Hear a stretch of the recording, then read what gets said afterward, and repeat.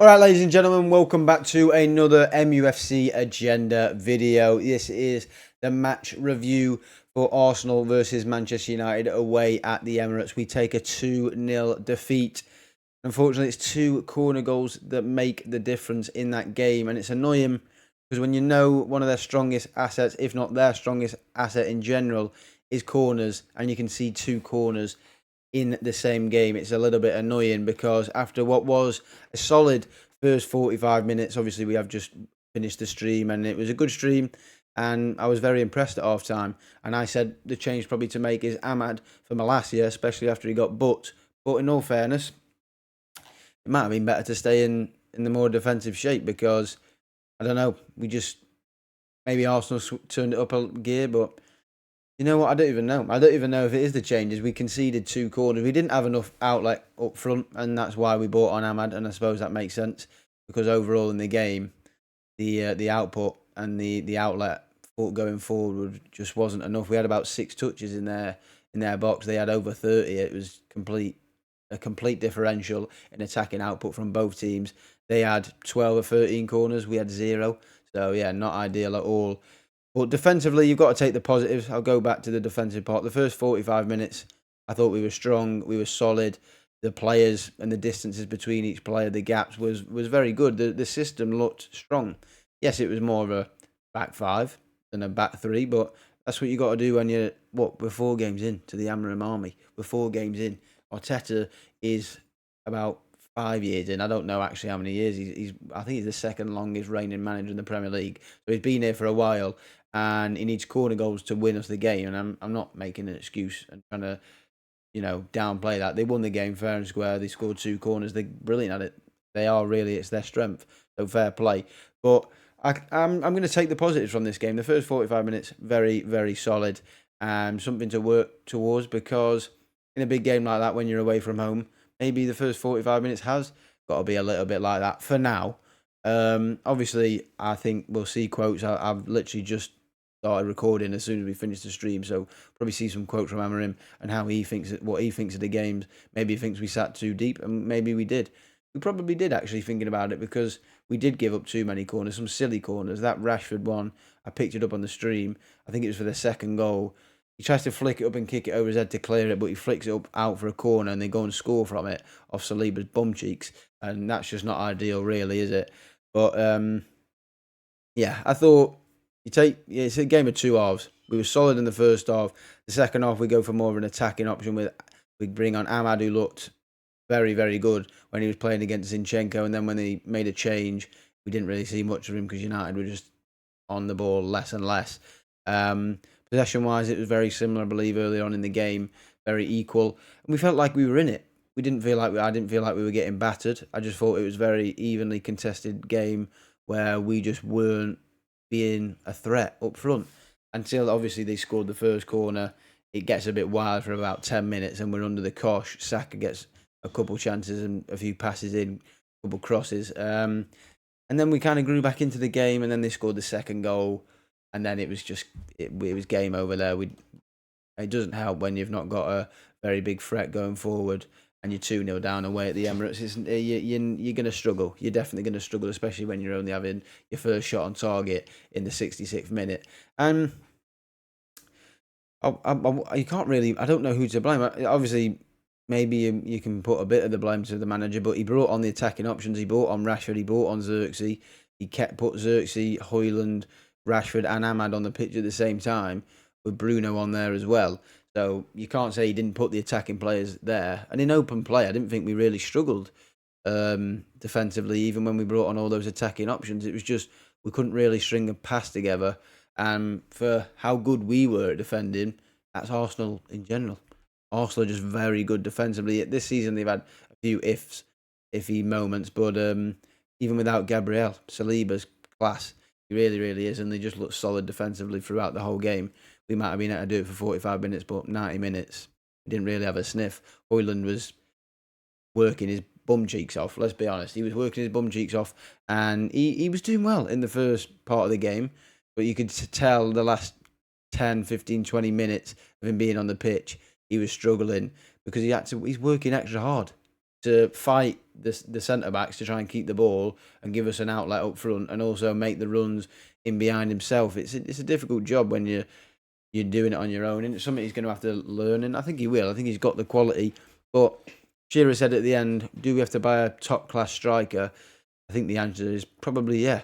But someone who's a bit more experienced, someone who's like 25, 26, maybe even a little bit older. Maybe Victor Gyökeres is the perfect option, but it's an expensive one, and it's not one that we can get in January, just because we've got Højlund. Obviously, we've invested a lot of money into, and Xerxes as well. But I think he'll be played as a 10 for this season, and we don't know what's going to happen next season, because there's going to be a lot of players here who play tonight in the start 11 and on the bench who won't be in Amorim's plans long term, who will be looking to replace. And of course, we need to replace them, because not all these players fit the model of the system. And I think this system is good. We've seen it against Everton, and we've seen it against Bodo Glimt, and we've seen glimpses tonight how it can be adapted into a more defensive lineup if it has to be, just to stay solid and keep yourselves in the game. So I don't think there's anything wrong with the system for me, but you can clearly tell that we've not got the right players, we've not got the right profiles, and unfortunately we're going to have to deal with that. We're going to have more performances like this, and he said that, and he's constantly said that, and it's not a thing that he'll say after the game and you go, oh, excuses, excuses. He said that after we won 4-0 against Everton. There will be tough times. He said that before this game. There's going to be tough times. These are the tough times. These are the tough results. It wasn't even a bad performance. It wasn't awful. It's not something you can't go, oh, I'm scratching my head. I don't know what we're going to do now. We were in the game, not going forward, but like the defensive line and the midfield structure and even the possession. We kept the ball well in some aspects of the game, but then you're still got to look at things, and I've said it over and over again. Going forward, we have got to be better. And I know we put 4 goals past Everton, but actually I was going to say they actually put 4 past Wolves tonight, even though Craig Dawson decided to put 2 past them themselves. But moving on from them, we scored a few goals on the weekend, but overall we haven't scored many goals this season, and it's been a problem for the last few years. And like I said, that's going to be profiles that we're going to have to work on. That's if we get more of a midfield like 10, like we've got Mount and like we've got Bruno. Maybe we've just got to change the profiles, and I think we will. People like Rashford maybe will struggle to get in a 10 long term. Maybe he's got to be played as a striker, as a backup striker, or maybe as a backup 10. But do I see him starting? Do I see Bruno Fernandes starting long term? I don't know. Do I see Garnacho starting long term? These are all players I like, but we've got to get to terms with it. It's not player FC. It's not Garnacho FC, Rashford FC, Bruno FC. All players that I absolutely love. Could be any of your favourite players. Could be Ahmad, even though I think we've seen that he likes Ahmad. He likes Mason Mount. Managers have favourites. Doesn't mean they got to play. I don't think. Let me get it clear. I don't think Amorim's the type of manager that will constantly play his favourites like we've seen in the past with Ten Hag. I do believe, obviously, he is rotating. There's a few people on the old social media, old Twitter, having a pop at rotating, but I don't. His rotated team was 0-0 at half time, and I think I've said that about 20 times now. But I don't think it was anything wrong with the actual team that he lined up with. I just don't think we've got the players in general as a whole squad to go to the Emirates and compete for 90 minutes, and it was shown. We lost 2-0. It's shown there through 90 minutes. But I'm not going to bed crying and thinking there's no way forward. There's definitely a way forward. People will be moved on. People will be brought in. It's a process. Hey, we lose 2-0 like the Emirates. Let's see where we are next year. Let's see where we are when we're back at Old Trafford. I don't know when we play Arsenal in the return, but I know we've got them in a few weeks. So that's not going to be much. I mean, if we can beat them in the FA Cup, we might, because they might put a weaker side out. But hey, I think there's positives, there's negatives. That is what this process is going to be for the next few months until the end of the season, or maybe even until January if we can get a few players in and we start seeing profiles that he likes. But I think for the rest of the season, that's why he's rotating. He's seeing who can do what, and if they can play there and who can play there, and he's shuffling it around. I don't have a problem with that. I don't have a problem. His shuffled team was doing all right, and in the end, we lose to 2 corner goals, and that's what Arsenal are very good at. So yeah, I'm just, you know what? I'm still excited. So go and watch us on Saturday. We'll be doing a live stream again. But that's enough of the game. Quickly go through who I think our man of the match was. Not going to do like player ratings or anything. I'll quickly go through the team, I suppose. The starting lineup we'll go through. Onana, he first half he was claiming crosses, doing quite well. Second half he seemed to be on his line a little bit more. So he had a pretty good game. I was going to give it out of 10. I'd probably give it a... I was going to say 6, but I'd probably go 5. He's conceded 2 goals, and I think he could have done a little bit better on the second one on the corner. I feel like it was in the air for quite a while. I know he got caught up, but I think he's been very good this season, so I'll probably give Onana a 5. Maguire, I'll give a 6. De Ligt, I'll give a 6. Mazraoui, I'll give a 6 as well. I thought they were about average, just above average. I thought they all had solid games. Maybe 6.5 for De Ligt. I thought he was quite good. Nearly got a goal. That was a good chance. But to be fair, I've not even spoke about the chances we've had, but I suppose I'll speak about them in these player ratings, I suppose. And then the midfield for Dalot, he was all right. I'd give him a 5. I don't think there was anything special. Ugarte, 5. Bruno, 5. Malacia, I actually thought Malacia did well against Saka. I think I'll give Malacia a 6. Obviously, he got booked and then got dragged off. Don't know if it was because of the booking or just because lack of fitness. Might have been a bit of both. Mount, I'll give a 5. Didn't really think... I thought the defence was good. Everything above that, I just didn't think they had a massive impact. I thought Ugarte and Bruno ran the socks off, but they didn't impact the game in a crazy positive way. Mount, again, yeah, like I said, I'll give a 5. Garnacho, probably a 5 for me. And Højlund, I'll probably give like a 5.5. I think he's worked his socks off. He's worked his socks off, but he didn't give us a crazy outlet.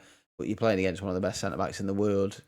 I'm not going to judge him too harshly, but it'd be interesting to see if we make a summer signing, maybe buy a striker in the summer. I think it is a position we're looking at, especially as well as left wing back and a midfielder. So yeah, it's going to be interesting to see if we do anything in January or the summer. That is my team. My man of the match, I thought, I'm probably going to give it De Ligt. I thought he was solid. I thought, by the way, cameo by Lenny Yoro was very good. Good to see him come off the bench. Anthony, going to talk about a chance that he should have scored. Bruno did a great little free kick with him. That was a chance to score. De Ligt had a chance to score. They were like the only 2 chances we had in the game. De Ligt, it was a good header, good save from Raya, but I thought Anthony should have scored that because he's tried to side foot it when he should just absolutely smash it with his laces. That was a solid chance. But yeah, that's it from me. Hope you enjoyed. Not the result, but something that we're going to have to come to terms with. It's going to happen a few times. We've got a difficult couple of fixtures in this next 6 weeks. We've got another game against Arsenal at the Emirates. We've got Spurs away in the Carabao Cup. We've got Liverpool away in the Premier League. And then we've got City away next Sunday. So yeah, a lot of difficult fixtures away from home. So yeah, let's just get on board and back these players until Ruben Amorim doesn't think they're fit for purpose. But yeah, we're gonna have more of these days. We're gonna have more of these days, but we're also gonna have more days like we did on the weekend against Everton, and hopefully we've got another one of them coming on Saturday. But that's gonna be it from me today. I hope you enjoyed this video, and don't forget to check out the live stream on Saturday and the preview that will come probably on Friday. But that's it from me. I'll see you on the next one.